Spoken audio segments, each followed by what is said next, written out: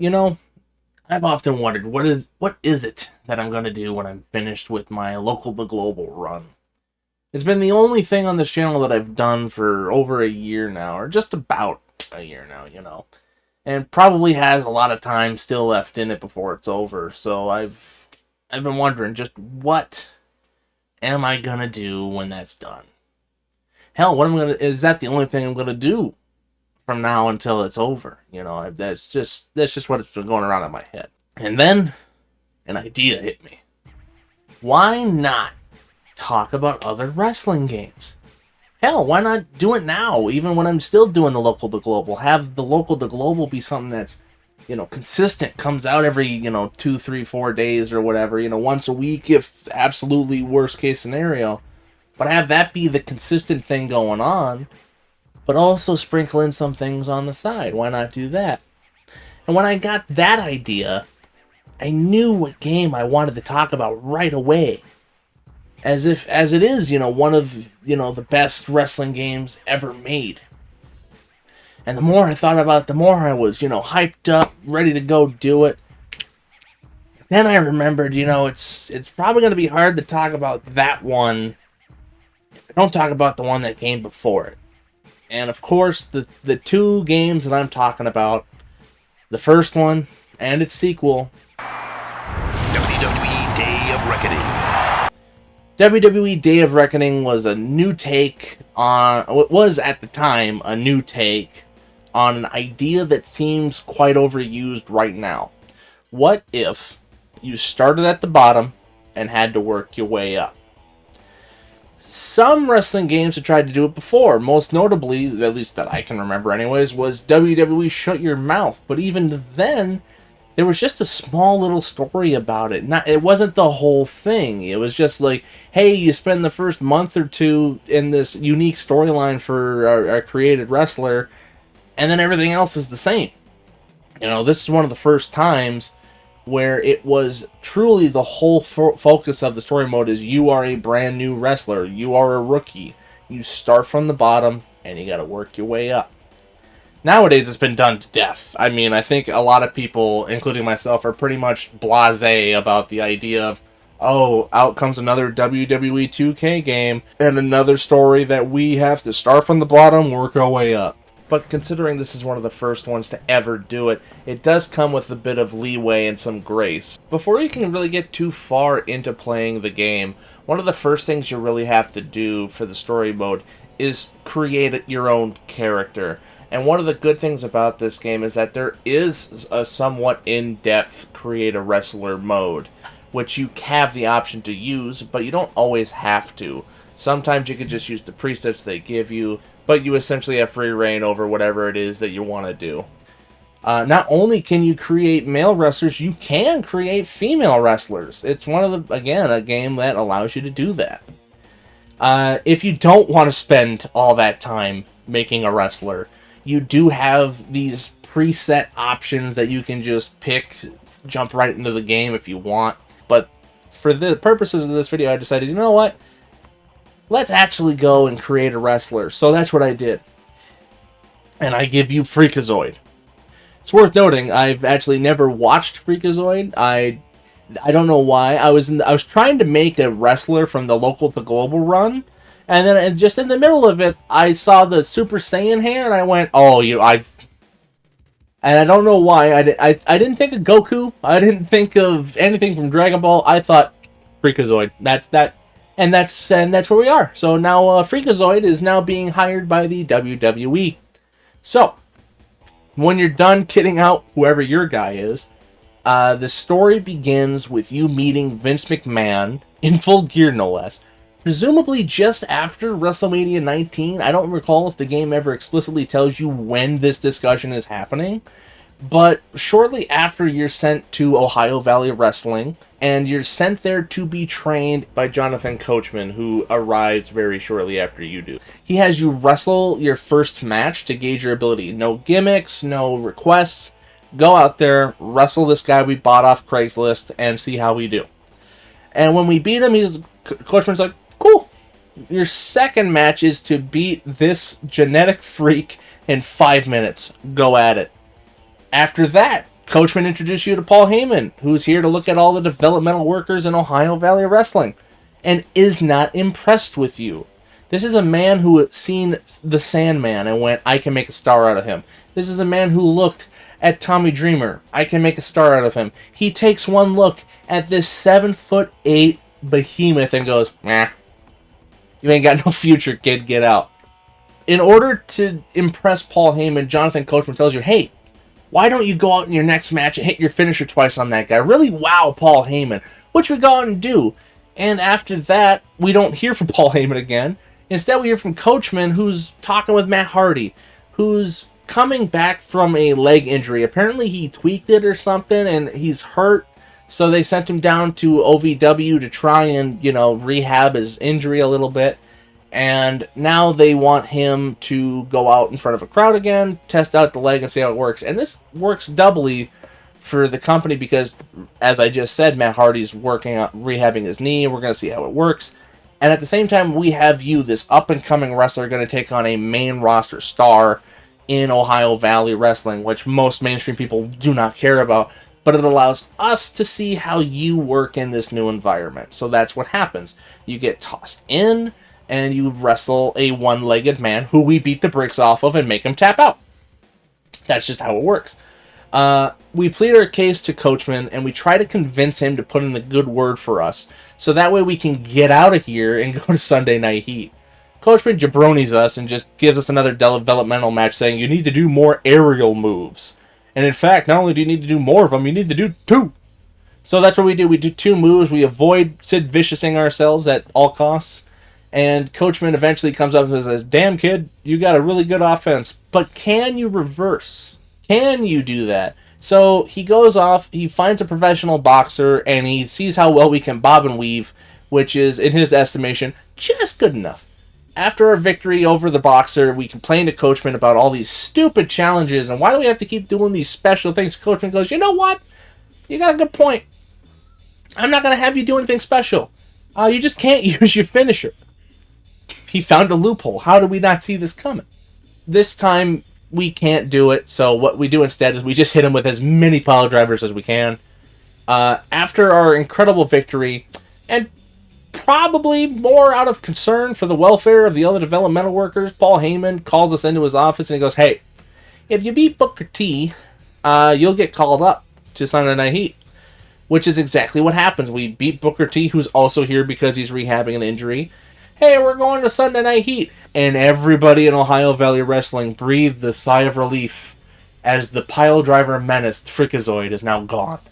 When we arrive in Sunday Night Heat, we arrive in our new locker room. It looks just like the one we just left.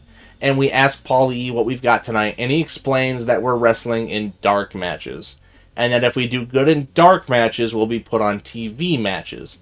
And here's one of the first times I think I can recall in a game where they used actual wrestling terminology, like production terminology, in a game. And not just in any game. I mean, of course, EWR was a thing at this point. But this is a WWE branded game, and they're talking about dark matches and TV matches and having time limits on those matches. You have 5 minutes for your match. You better have it done in that time. I really like the way they did it because they kind of pull back the curtain, but they leave the veil. They tell you that there are things like dark matches where we have up-and-coming guys or guys that we want to see or develop. We have them wrestle each other in front of a crowd, but they don't get on TV. The only people who get on TV are the people that we know can do the work, we know are good enough to be on TV, and so that's why they're on there. And you've got to prove you deserve to be up there. First, we have to wrestle Lance Storm. Right now, with no prep. Thank God we're in our gear. And we get sent out for this match. It's a dark match. This is just for a match for the people in the stands. Before we get to the televised night, Sunday Night Heat, or Raw, or whatever is going to go on beforehand. And we beat Lance Storm so bad, he gigs in his match. If you don't know what gigging is, it means you bleed. So he bleeds in a dark match, which I can't imagine happens very often anymore. Next week comes up, Val Venus comes into our locker room and he goes, hey man, we got a tag team match against Mark Jindrak and Garrison Cade. And man, he seems really friendly, but you know what? I think he's got an ulterior motive here. I think he's just trying to stay on our good side, because you know what happens to the wrestlers who aren't on our good side? Which is exactly what we did to Mark Jindrak, and Mark Jindrak is never seen again. We meet up with Paul Heyman again, and he tells us that it's time to go on to television. We did 2 matches in the dark shows, and we finally make it to TV. However, just like I said before, TV time comes with some restraints. You have to finish your match in time. So, we have to beat Rhino in 5 minutes or less, and we have to hit him with an aerial move, and we have to counter him once. It has to be a back and forth match. You cannot just be in the driver's seat the whole time. We complete the objectives, we hit it with 2 burning hammers, and we make him tap out with the Iron Claw. We go to the back, and Rhino comes in and hits us with a gore and beats us down for winning that match. We go to Paulie, and he gives us a revenge match, and he pulls us aside. He says, hey, I didn't tell this to Rhino, but here's what I want you to do. I want you to put Rhino through a table. Yeah, that's right, you heard it here, folks. The guy in charge is allowing me to take liberties in a match against my opponent. Apparently, everyone takes liberties on Sunday Night Heat. So we channel the spirit of ECW, and we put Rhino through the table with a burning hammer, which he immediately no-sells, and then I rolled him into the ring. Iron Claw, tapped out, we win. Next week, we go... Kurt Angle comes out, and we have a lengthy discussion about broken necks, his own and the many that I've caused at this point. And he tells us that he's put us in a tag team match because he wants us to be in an awkward situation, considering we have not yet been in such a circumstance. And our tag team partner is Rhino. At first, we're spooked, we don't want to do it, but Kurt Angle explains, he's like, hey, Rhino's kind of on a rough patch right now, he's kind of cold, if you could make sure he gets the win, I'll be grateful. Okay, fine, we'll do it. After 15 minutes of sitting over here waiting for Rhino to pin the guy, I was getting kind of frustrated, but finally he did and we win. After this match, we get called into an office with Paulie and Kurt Angle, and he tells us that there's going to be a 4-man tournament to determine who will get called up to the main roster. Our first of 2 matches in this tournament is against Garrison Cade. Cade actually gives us a good fight. You know, he studied us based on what we did to Mark Jindrak, and this time we only could hit him with 3 pile drivers as opposed to the 15 we hit Mark Jindrak with. Matt Hardy comes out, bang, hits us in the back with a steel chair, cuts a promo while we admittedly just sit there and watch him. You know, like we're not even selling the chair shot at this point. We are leisurely slaying in the ring and listening to what he's got to say. The next week comes up, and we beat Matt Hardy so bad it could almost be titled as a murder. At least that's what I was expecting. But when we actually get in there, Matt Hardy beat the hell out of me for about 90% of the match. I got lucky to reverse hit him with a burning hammer, 1, 2, 3. I was never so happy to get the hell out of a ring in my life. But you know what? All that matters, I won. And now I'm going to the main roster. But it turns out we've got one more match. Before you can leave Heat, you have to have one final match. And this one for you, because we're going to Raw, is going to be Ric Flair. So we go out there fight Ric Flair, and we're like, oh, we'll take this old man. We've got this. No, Ric Flair kicks the ever-loving shit out of you. It's not even close. To be fair, that is what's supposed to happen, as this is one of the first times that the game forces your hand. It's not impossible to win, but it is definitely very much so tilted not in your favor. Following the match, Batista and Randy Orton come down, they beat you down, and then Ric Flair cuts a promo saying Triple H has been watching us on Heat, he's impressed, he heard we're coming to Raw, and he wants to bring us into Evolution. Boy, does he have a funny way of showing that desire. And he wants our response next week on Raw. So, fade to black. Next week, we're going to show up on Raw to answer Triple H's ultimatum. But before we get to that point, it's worth noting that the part we're at right now is about the halfway point of the story. And I'm not joking. The first half of the story is really good at getting you into the mindset that you are a brand new wrestler. Maybe not completely brand new. The game does mention you came from somewhere else, you were a big fish in a small pond, but now you're in WWE and you got to start over again. And not only that, it doubles as a tutorial because how many people actually play the tutorial that's on the main menu? Now that you have done the tutorial stuff and like the build up to get on the main roster, the game is gonna find itself being hamstrung because they've used half of the story that they've had allotted to tell it up to this point. They used the first half very well. They used it to get you introduced to your station in the WWE. You kicked, you scratched, you clawed, you won, and now you're at the dance. And now that you're here, you actually have to figure out what you're going to do, because as has been shown to you, you have people at the next level who are going to be looking to gun you down. So now what you have to do is you have to adapt, or you're going to die.